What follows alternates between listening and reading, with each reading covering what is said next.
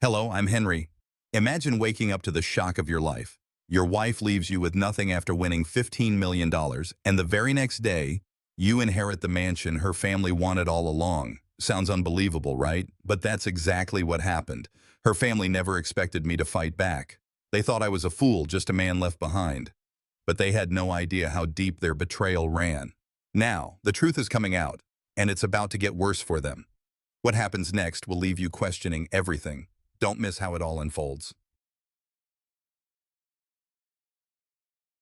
I never expected my life to change the way it did that morning. It started like any other day, the sun rising lazily over Orlando, its light creeping through the blinds and warming up the small, modest house Victoria and I had called home for the past 8 years. I woke up to the sound of the coffee machine whirring in the kitchen, the familiar smell of fresh coffee filling the air. Victoria was already awake like usual, and she was standing in front of the bathroom mirror, looking over her reflection as she brushed her hair. "Morning," I said, rubbing my eyes, still half asleep. She smiled, but it wasn't the smile I was used to. It was wider, a little more forced, like she was trying to hide something. I noticed it right away, but didn't comment on it. I'd learned over the years to let her have her space, especially before she had her coffee. "Morning," she replied, handing me my mug of coffee as I sat down at the kitchen table. The way she handed it to me, almost like it was a routine, felt off, but again, I kept quiet. We were happy, or at least I thought we were. It wasn't a flashy life, not by any means, but it was ours. I worked as a construction project manager, putting in long hours on job sites across the city. It was honest work, the kind that left me exhausted at the end of the day, but satisfied. My salary was steady, $85,000 a year. Not much, but enough to cover our bills and put a little away for the future.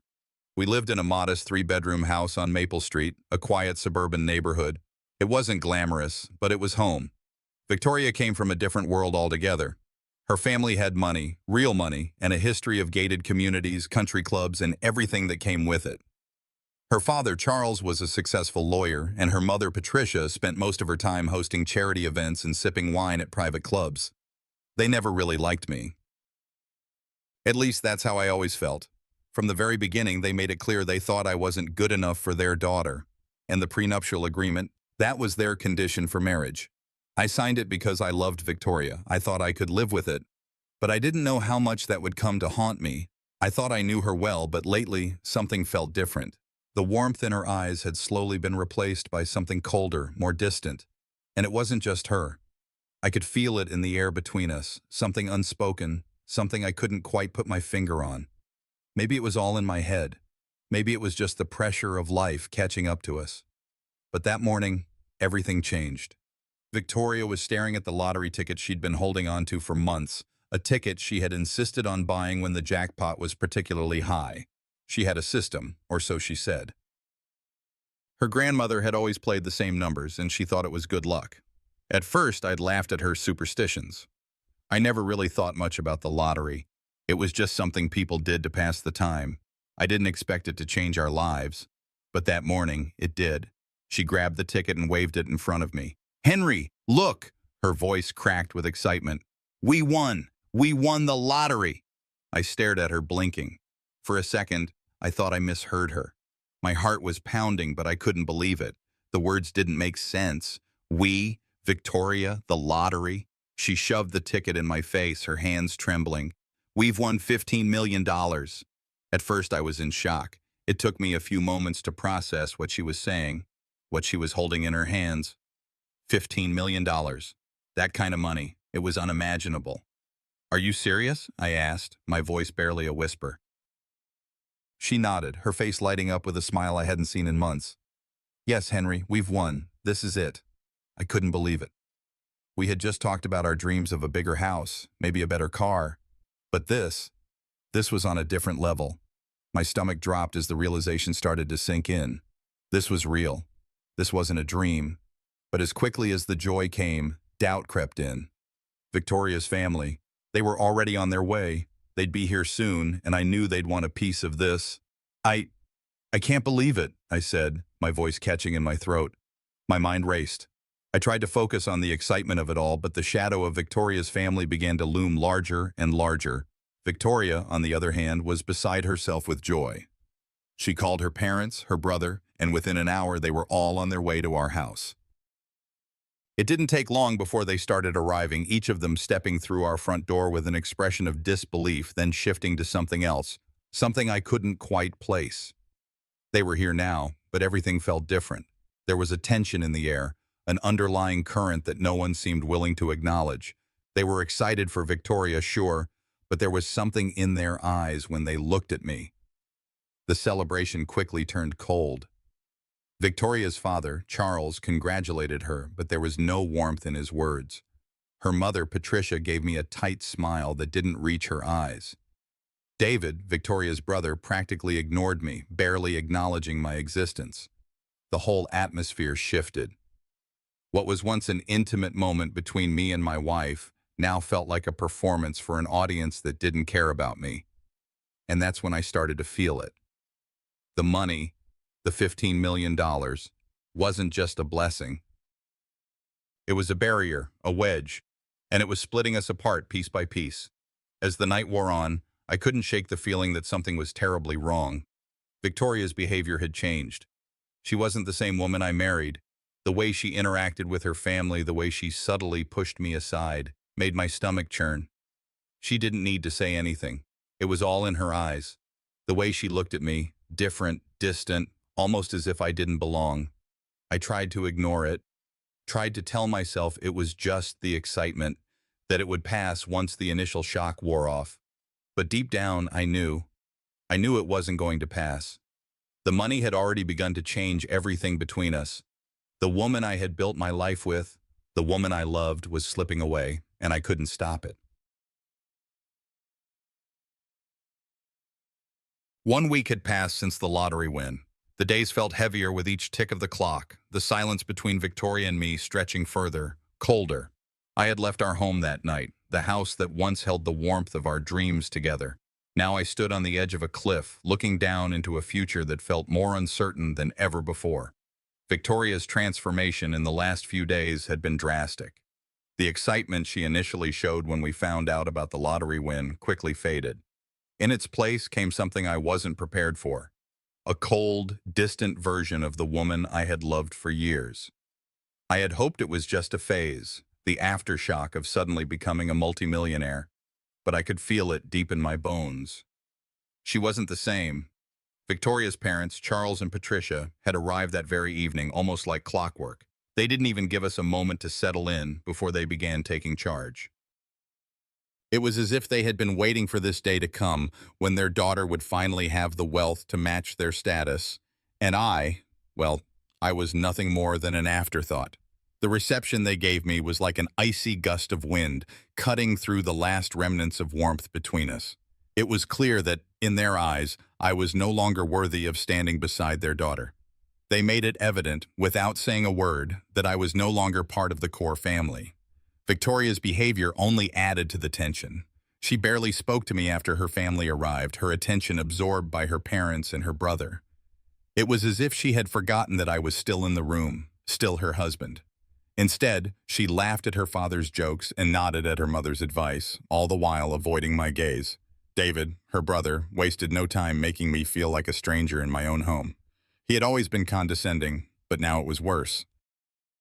His passive-aggressive remarks were aimed at my career, at my background, as if I wasn't even worth his time. "So, Henry, how's the construction business?" he asked with a thin smile, clearly mocking me. "Still managing the little projects, huh? I mean, someone's got to do it, right?" His words stung, and I could feel my blood pressure rising. I wanted to snap, to tell him off, but I stayed silent. I had learned long ago that fighting him would only make things worse. Victoria didn't intervene. She didn't even seem to notice. Her eyes were fixed on her phone, texting with someone, probably her family, while the rest of them made their comments. And as the hours passed, I started to feel the weight of it all. It wasn't just the money that had changed everything. It was the way Victoria was slipping away from me piece by piece. She wasn't the woman I had married, the woman who had been my partner, my equal. Now, it felt like she was part of a different world, one where I no longer belonged. At first, I tried to brush it off. I told myself it was just the excitement of the win, the whirlwind of her family's arrival, and the pressure of managing millions. But deep down, I knew something was wrong. The tension in the air was thick enough to choke on. It was like a slow burn, an invisible shift that I couldn't ignore anymore. Victoria had started spending more time on the phone, her conversations getting longer and more secretive. When I asked her what was going on, she dismissed me with a wave of her hand. "We just need some time to figure things out," she said, her voice distant, cold. "This is all a lot to process." That was the first time I truly felt like an outsider. The woman I loved, the woman I had built my life with, was already pulling away. The next few days only worsened. Victoria barely spoke to me unless she had to. She didn't ask about my day, didn't care about what was happening in my life. It was like I was invisible, a shadow in her new world of wealth and privilege. And then, one night, things took a turn I wasn't prepared for. Victoria sat me down in the living room, her parents flanking her on either side like a jury passing judgment. "I think we need to talk," she said, her voice softer than I had ever heard it. I was nervous. Something in her tone made me uneasy. "We need some space," she said after a long pause. "I think it's better if you move out for a little while, just until we figure things out." My chest tightened. "Move out?" I asked, unsure if I had heard her right. "What do you mean?" She sighed, her eyes not meeting mine. "I just think we need some distance. This money, everything, it's a lot to handle right now." I was stunned. I didn't know how to react. "You want me to leave?" The words barely left my lips before I realized they were true. She was asking me to leave, to step away from our life together. I couldn't believe it. My mind raced and I fought to keep my emotions in check. I was angry, hurt, but more than anything, I was confused. How had it come to this? Victoria's parents said nothing. Charles looked at me with that same cold detachment, and Patricia just stared at her hands, as if she had no part in this conversation. I stood up slowly, trying to process what was happening. "I don't know what to say," I muttered, feeling the weight of her words crushing me. "I didn't think it would come to this." Victoria didn't even try to convince me otherwise. She just nodded, her eyes fixed on the floor. As I started packing my things, Charles handed me the prenuptial agreement. "Just remember," he said, his voice as cold as ever, "this money is hers. The lottery winnings are separate property as stated in the agreement." The words hit me like a slap in the face. Not only had I lost Victoria, but now I was being told that I didn't even have a claim to any of the money she had won. I felt like a failure, a man who had given everything for a woman who had never truly loved him. But I didn't let it show. I quietly packed my bags, resisting the urge to let my anger take over. I couldn't show weakness. Not now. As I walked out of the house, the door shutting behind me, I felt like I was leaving more than just a home. I was leaving everything, my identity, my love, my future. 2 weeks had passed since I left the house. 2 weeks since I was kicked out by the woman I thought I knew, the woman I had married. I spent those 2 weeks in a haze of confusion and frustration, living out of a cheap hotel in Orlando. I had never felt so lost. Each night, I lay awake, staring at the ceiling, the silence in the room pressing down on me like a weight. I couldn't just sit here. I couldn't let the life I'd built crumble into nothing without a fight. I had to do something, anything, to regain control. That's why I found myself sitting in the small, sterile office of James Hayes, a divorce lawyer who came highly recommended. James was in his late 40s, dressed in a dark suit that looked like it had seen better days. His office smelled faintly of old leather and dust, the kind of place where clients went to fight battles that could ruin their lives. As I sat across from him, I felt both a sense of hope and dread. "I assume you've heard all kinds of things about divorce lawyers," James said, leaning back in his chair, his fingers laced together on the desk. "But the truth is, I'm here to make sure you get what you're entitled to, whether you like it or not." I nodded, trying to keep my emotions in check. "I don't even know where to start. My wife, she's changed. This whole thing has changed everything. We won the lottery, but now it feels like I've lost everything." James studied me for a moment before asking, "Tell me about the prenuptial agreement you signed." I felt a cold knot in my stomach. The prenup. It had been Victoria's family's condition before we got married.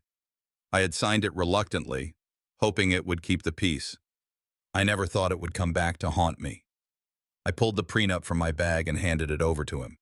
James took a long look at it, scanning the fine print as I sat there, my heart pounding. "This doesn't look good," he muttered under his breath. "But there's something you might have missed. Let me explain." As James explained the fine print, something inside me began to shift. The prenup, which I thought had sealed my fate, contained a clause I had overlooked. Any assets earned during the marriage were considered marital property, regardless of how they were spent. That meant the lottery winnings, despite being in Victoria's name, could be contested as joint property. I could hardly believe what I was hearing. The nagging feeling of helplessness began to ebb away, replaced by a sense of empowerment I hadn't felt since the moment I was told to leave. For the first time in weeks, I felt like I wasn't completely powerless. "So there's a chance I can fight this?" I asked, my voice barely above a whisper. James nodded. "Yes, but it's not going to be easy. Your wife's family is powerful, and they'll do whatever it takes to keep this money for themselves. You'll need to be strategic. You'll need patience. But you have a case." A glimmer of hope. That's all I needed, hope. It was something I hadn't dared to hold on to in the last 2 weeks. But now with the legal system on my side, there was a chance. It was a small chance, but it was something. I took a deep breath and asked, "What do we need to do?" James sat forward, his expression serious. "First, we need to file for divorce. But we'll do more than that. We'll build your case, gather the evidence, and make sure you get your fair share of those winnings." I nodded slowly. "Let's do it." As I left James's office, the weight of the last few days felt a little lighter. I had a plan now. I wasn't just going to let Victoria and her family walk all over me. I was going to fight for what was rightfully mine, not just the money, but my dignity. But as the hours passed, reality began to sink in. This was going to cost me. It was going to be emotionally draining, financially exhausting, and it would tear me apart in ways I couldn't yet understand. But I had no choice. I couldn't let them take everything from me. That night, I sat alone in my hotel room, staring at the small TV in the corner.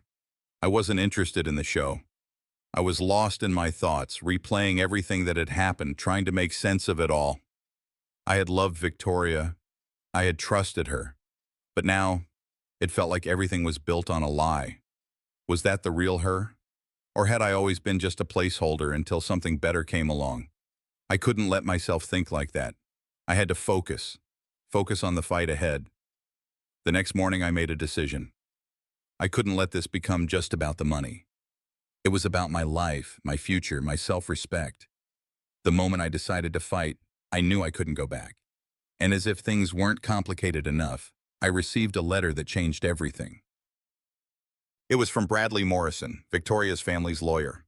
The letter was cold and aggressive, demanding I relinquish all claims to the lottery winnings and drop any intention of pursuing the matter in court. I sat there for a long time, staring at the letter in disbelief. These people weren't going to just roll over. They were going to fight dirty. But I wasn't backing down. I made up my mind then and there. This wasn't just a battle over money. It was a battle for my dignity, for my identity. And I wasn't going to lose. That evening, as I was sitting in my hotel room, I got a call from an old acquaintance, Dexter, someone I'd worked with years ago. He had something for me. "I've got some information that might help you," Dexter said on the phone, his voice low. "I know about the prenup, and I think I can help you take down the Wilsons." I felt a surge of hope as I listened to him. Maybe, just maybe, I had found an ally in this fight. The truth was on my side. And that's what I was going to use to win.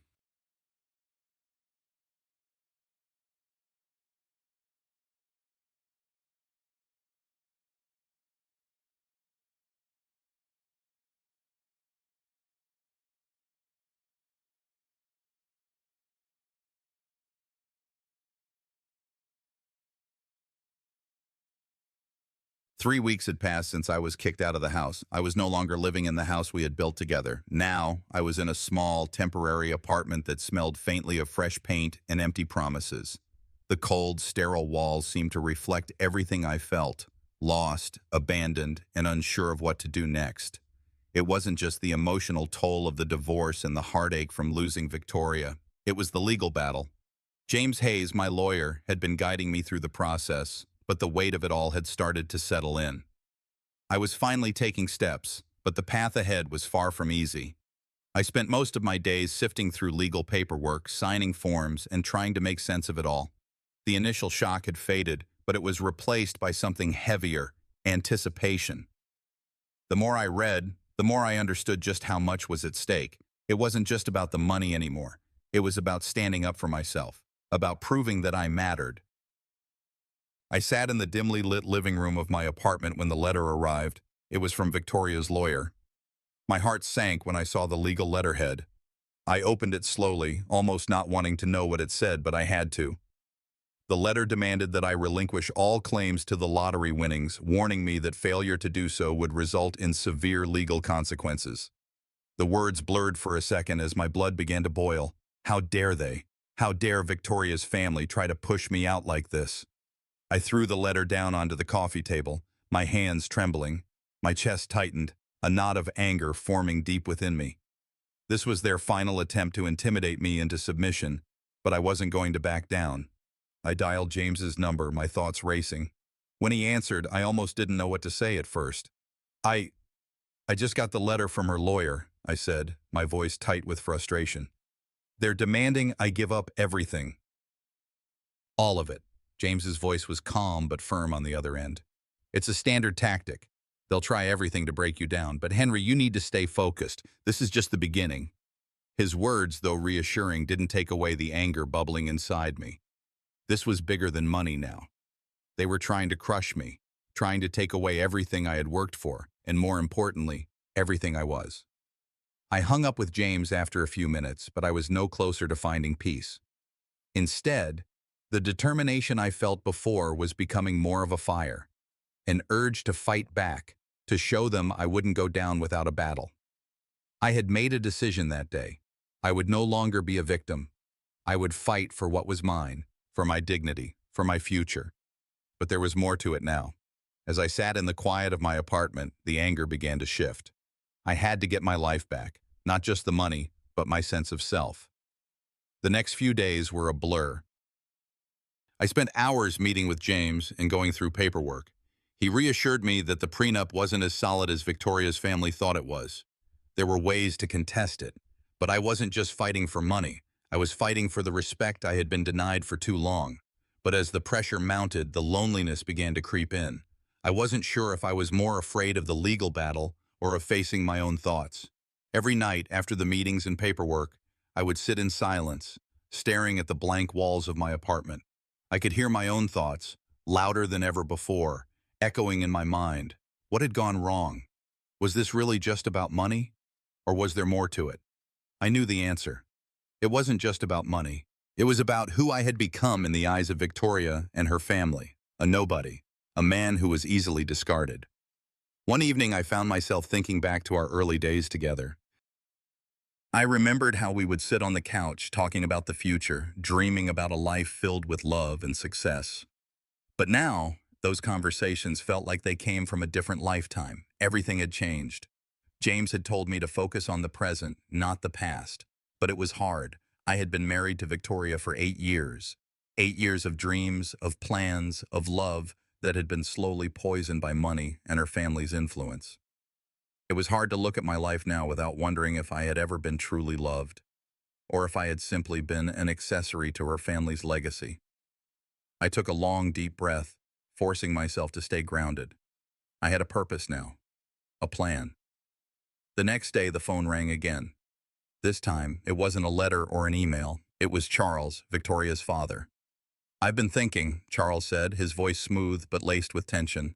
"We want to avoid a public fight. It's better for everyone if we settle this quietly. There's an offer on the table, a settlement. Let's just move forward, Henry. Let's put this behind us." I clenched my jaw. "I'm not interested in a settlement, Charles," I said, my voice sharp. "This isn't just about money for me.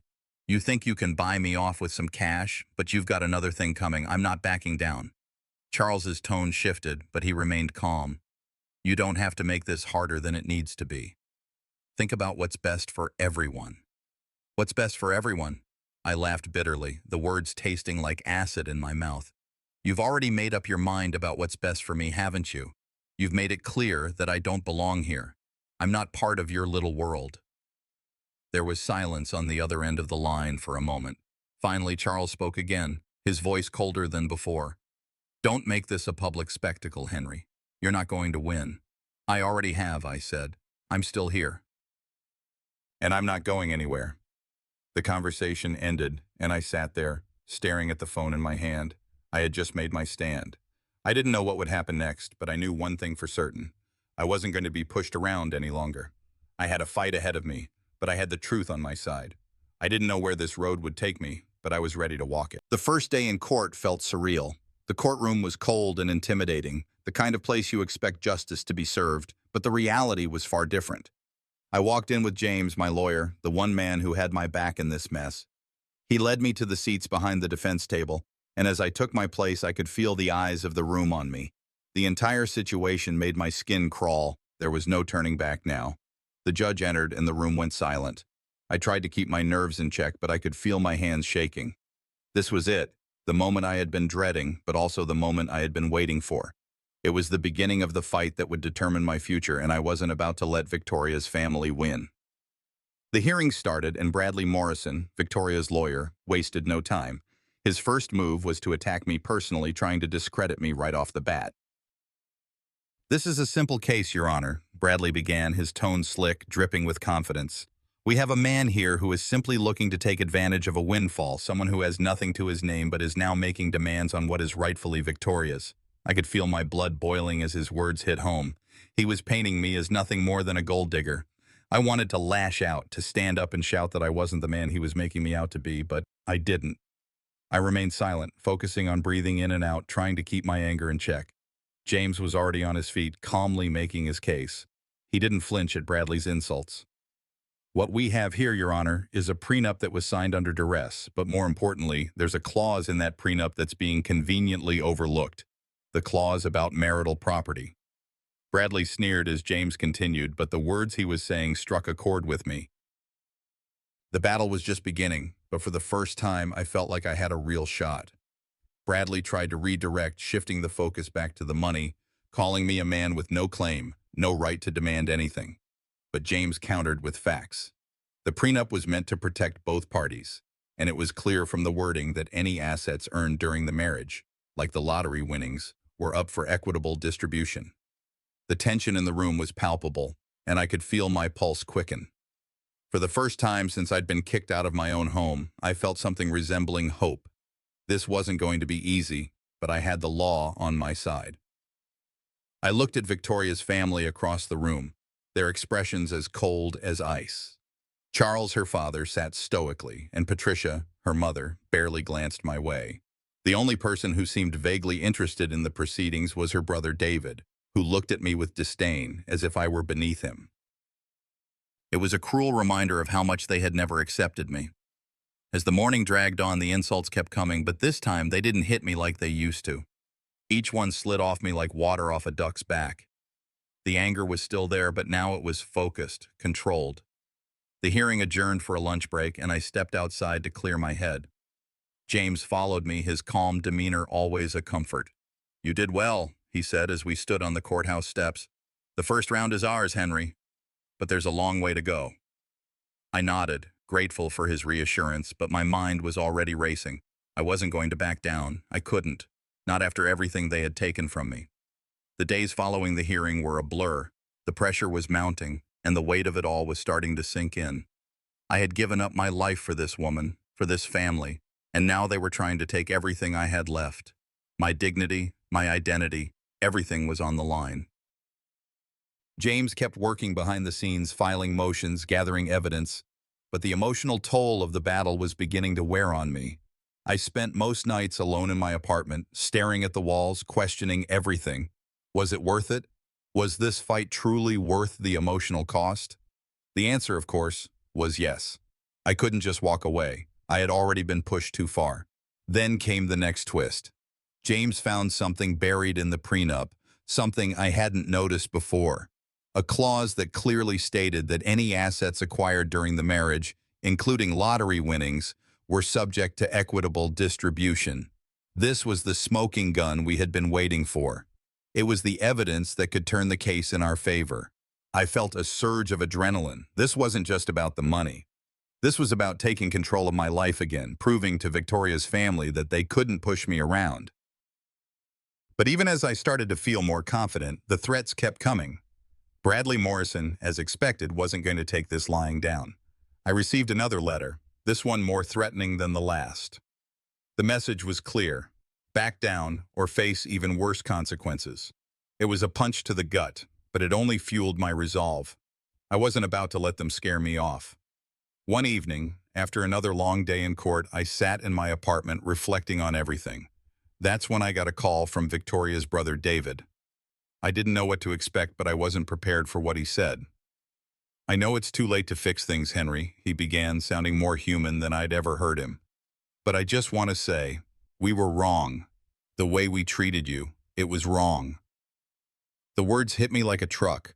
They were an apology, sort of, but I couldn't tell if they were sincere or just another ploy to manipulate me. Either way, it didn't matter. The damage was done. "I'm past all of that," I said, my voice steady. "I'm fighting for something bigger now. Something that matters." We said a few more words, but I didn't feel the need to keep talking. His call was just another reminder of the reality I was facing. I had lost Victoria, and I had lost the family I once hoped to belong to, but I wasn't going to lose myself. Not now. Not ever. The legal battle was far from over, but I was finally ready to fight it on my terms. The stakes have never been higher.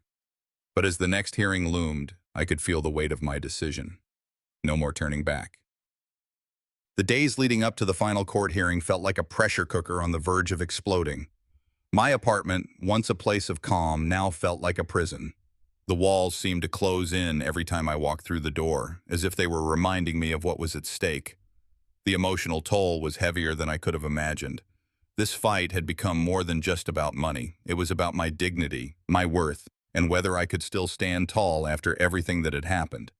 The constant legal battles were taking their toll. Every day I spent preparing for the next hearing, my anxiety seemed to grow. I was alone, isolated in a way I never imagined I would be. Victoria's family had already made it clear that I wasn't welcome. The lies they spread about me, the accusations of greed, it all wore on me.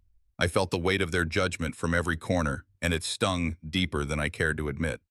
I remember the moment it all came to a head. I was walking out of a coffee shop one morning trying to clear my head when I bumped into Charles, Victoria's father. I'd been hoping to avoid this. The tension between us had been building for months, but there it was, face to face. He stared at me, as cold as ice, and without missing a beat, he launched into an attack. "You're making a fool of yourself, Henry. This isn't about fairness, it's about your own selfish desires. You'll ruin everything," he sneered, the words cutting deeper than I thought possible. I stood there, frozen for a moment, trying to collect myself. This was the man who had never once seen me as an equal, who had treated me like a second-class citizen from the start. His words made my skin crawl, but something inside me snapped. "I'm not going anywhere, Charles. I've already lost everything because of your family. This is about standing up for what's right," I said, trying to keep my voice steady. But the humiliation still burned deep. That moment, being so openly belittled in front of everyone around us, pushed me to the edge. I wondered if I should just give up, leave the fight behind, and walk away. I could get a normal job, forget about the house, the money, everything. But I knew it wasn't that simple. Giving up would mean they won, and I wasn't about to let them win. I had to remind myself of who I was, and more importantly, who I wanted to become. That night, alone in my apartment, I couldn't stop thinking about the decision ahead. I could feel the weight of it all. The stakes had never been higher. I was losing myself to this battle, but what choice did I have? It was more than money. This was about proving that I deserved respect, that I wasn't the pawn they thought I was. The next morning, I got a call that would change everything. It was James, my lawyer, with news that could shift the entire case in my favor. "We've got a surprise witness," James said, his voice filled with unexpected excitement. "A former friend of Victoria's is coming forward. She's got information that could expose some dark secrets about the family, things that could help our case." The news hit me like a ton of bricks. I'd been fighting this battle with everything I had, but this was a game changer. Finally, there was hope. Hope that I could win, not just the battle, but the war. As I sat down to absorb the impact of this new development, the emotions inside me swirled. Anger, relief, and a bitter taste of betrayal all mixed together. The path ahead was still uncertain, but for the first time I felt like I had a real chance. I wasn't just fighting for money anymore. I was fighting for myself, for the truth. That afternoon, James and I prepared for the final push. We went over every detail, from the new witness to the loopholes in the prenup. It was clear now, if we could bring the full weight of these secrets to light, I had a shot. It wasn't going to be easy, but it was something I could fight for. But the psychological toll was taking its toll. Every time I closed my eyes, I saw Victoria's face, cold and unyielding. I thought about the family I had once dreamed of being a part of. They had never truly accepted me, but I had hoped, foolishly, that things would change. I still remember the day I realized how much I had lost. It wasn't just the house or the money. It was the life I thought I was going to have. But as I stood in that courtroom staring at the people who had taken everything from me, I made a choice. I wasn't going to let them define me anymore. The day before the final hearing, I had to face Victoria's parents one last time. It was a confrontation I had been dreading. When I walked into the room, I could feel the tension in the air. Charles and Patricia were sitting there, their faces impassive, as if they had no idea how their actions had ruined everything. I took a deep breath and spoke, my voice steady despite the storm raging inside me. "I've had enough of this. I'm done being your punching bag," I said, looking directly at Charles. "You've always seen me as beneath you, but not anymore. I'm not afraid of you." The silence that followed was thick. Patricia's eyes narrowed, but I didn't back down. I had nothing left to lose. They had made sure of that. But I had one thing they couldn't take: my integrity. "Do you think we'll just let you take everything?" Patricia sneered. "You're nothing without us. Remember that." I stared at her for a moment, feeling the years of resentment build up. But this time, I didn't let it crush me. "I'm not the man you thought I was. You've underestimated me for too long." And just like that, the confrontation ended. It wasn't a victory, but it was a turning point. I wasn't going to play by their rules anymore. I was fighting for my life now, and I wasn't backing down. The final court date was looming, and with it, the weight of everything I had fought for. The past, the pain, and I walked into the courtroom with a sense of disbelief hanging over me. The long hallway seemed to stretch on forever, each step echoing in the cold emptiness, as if the entire building was holding its breath. Today was the day, the final showdown. And yet, as I looked around, everything felt surreal. The tension in the air was so thick I could barely breathe. I had made it this far, but the weight of what was about to unfold felt like a heavy shroud, one I couldn't shake off. Victoria's family was already seated, their faces tight with a cold, calculated expression. Charles and Patricia, the people who had spent years trying to push me out of Victoria's life, sat together at the front. Their eyes barely glanced in my direction, but I could feel their disdain, like a constant suffocating pressure. Victoria was absent, as expected, letting her lawyer, Bradley Morrison, do the dirty work. And I was left here, fighting for something that should have been mine from the beginning. And the courtroom was silent when the judge entered. I felt my heart race as I watched him take his seat. The gravity of the situation was undeniable. This wasn't just about the money anymore. It wasn't about the house or the status. It was about me, about reclaiming my life and proving to myself that I was worth something, that I wasn't just the pawn in their game. James Hayes, my lawyer, gave me a reassuring nod as we prepared to face off against Bradley. The first few moments were a blur. The opening statements, the cold stares, the words flying back and forth, it was all too much. But I stood there, fists clenched at my sides, focusing on the bigger picture. This was it. There was no turning back now. Bradley Morrison stood up first, and I could already feel the tension in his words before they left his mouth. "Ladies and gentlemen of the court," he began, his voice smooth but dripping with contempt. "What we have here is a man who has overstayed his welcome. A man who is now using legal manipulation to try and gain something he doesn't deserve." He glanced at me as he spoke, and I could feel the bite of his words deep in my chest. "This is about greed. It's always been about greed." Anger surged within me, but I kept it in check. This wasn't the time to lose control. The court was watching, and I wasn't about to give him the satisfaction of seeing me react. Instead, I focused on the calm, steady rhythm of my breath, determined not to let him break me. James rose next, his voice calm but forceful as he countered Bradley's statement. "Your Honor, this case is not about greed. It's about fairness and equity. Henry has been wronged. His claim to these assets is not frivolous. It is justified. James turned to me and gave me a look of quiet encouragement before continuing. We will show that this is a matter of justice, not money. The courtroom was still, the air thick with anticipation. My mind raced as I listened, the weight of what was happening settling in. This was no longer a fight just for the money, for the house. This was about me standing up to the lies, the manipulation, the years of being treated as less than I was. This was about regaining control of my life. The trial continued with the back and forth of opening arguments, each side presenting their case. But then came the twist I hadn't seen coming. A witness, a former friend of Victoria's, came forward with damning information. The courtroom went silent as the woman took the stand, her testimony shaking the foundation of Victoria's family's defense. She spoke about financial manipulations, secrets that had been buried for years. She described how Victoria's parents had always used their wealth and influence to control their daughter's decisions, even in matters of the heart. The truth was out in the open, and it was as if the room itself shifted. The scales of justice began to tip in my favor. And Bradley's face grew tight with frustration, and I could see his confidence falter. James seized the opportunity, pressing him on the inconsistencies in his case. The tension in the courtroom grew unbearable, but I could feel a small, steady flame of hope ignite within me. I had been fighting for so long, and now it seemed like I had a real chance. Then came the cross-examination. Bradley tried to throw everything he could at me, twisting every word, every action to fit his narrative. But James was unyielding, pointing out the flaws in his arguments one by one. For the first time in this entire ordeal, I felt a shift in the power dynamic. My side was finally starting to win. It was my turn to take the stand, and as I stood before the judge, I could feel every eye in the room on me. The pressure was suffocating, but I refused to let it break me. I had come too far to back down now. I took a deep breath and spoke from the heart. Your Honor, this isn't just about a house. It's not about the money, it's about who I am. I've been made to feel small, insignificant, as if I didn't matter. But I do matter.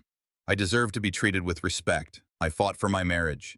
I fought for Victoria. And now I'm fighting for myself, for my dignity, for my future. The words hung in the air, each one more powerful than the last. For a moment, there was silence in the room. The weight of my confession seemed to resonate with everyone present. I wasn't just asking. The courtroom was silent as the judge made his way to the bench, his presence commanding the attention of everyone in the room. The tension that had been building over the past few weeks hung heavy in the air, like a storm that had yet to break. As he looked at each of us, me, Victoria's family, the lawyers, his eyes were calculating, weighing the evidence, the arguments, and the emotions that had been laid out before him. I sat there, my hands clenched in my lap, my heart racing. The last few days had been a blur of sleepless nights and constant reflection. I had won my case, but would I get what I really wanted? The mansion was within my reach, but it was more than that. This wasn't just about a house, it was about justice, about reclaiming my dignity, about proving to myself that I was more than what they had made me feel. The judge cleared his throat, and for a moment I felt my stomach tighten in anticipation. After carefully considering the arguments presented, this court finds that Mr. Henry is entitled to the marital property, including the mansion, the judge began, his voice steady, but his words carrying weight. However, as per the prenuptial agreement, there will be certain conditions attached to this ruling. My heart skipped a beat. I wasn't sure if I was hearing things right. The mansion was mine, but there were conditions. A part of me wanted to jump out of my seat and demand to know what those conditions were. But I stayed seated, forcing myself to remain calm. The property will be granted to Mr. Henry, the judge continued, but there will be a financial arrangement for Mrs. Wilson, who is entitled to a portion of the proceeds from the sale of the mansion. I blinked, trying to process the information. Victoria's family had expected to lose the house, but I didn't think it would come with a compromise. The shock of the moment hit me like a ton of bricks. It wasn't the decisive victory I had imagined. The mansion was mine, but I didn't have complete control. I had won the legal battle, but not the emotional one. Victoria's family reacted immediately. Charles, her father, looked like he had been slapped in the face. His mouth tightened, his eyes flashing with fury. Patricia, her mother, was as stoic as ever, though I could see the disappointment in her eyes. And then there was Victoria, who wasn't even there to witness the outcome. It felt like a final insult. Her absence was a statement in itself. But I didn't need her there. This battle had never been about her. It was about me. I stood there, still processing the ruling as the courtroom buzzed with murmurs. The weight of the decision settled in, and I realized that while I had won the mansion, I hadn't won it all. I hadn't won the closure I had hoped for. I hadn't won peace. I hadn't won justice in the purest sense. As I walked out of the courtroom, the harsh light of the hallway greeted me like a slap to the face. The reporter was waiting, as if she'd been watching for my every move. "Mr. Henry, how do you feel about the court's decision?" she asked, her microphone extended towards me.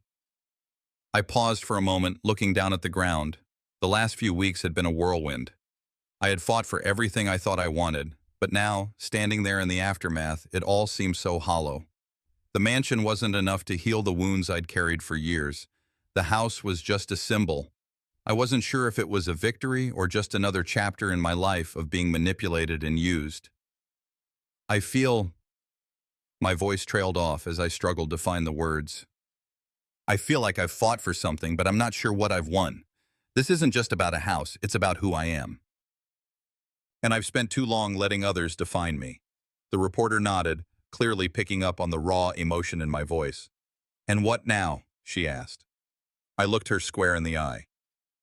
"Now, I heal," I said, my voice steady but tinged with something deeper. "Now I move forward."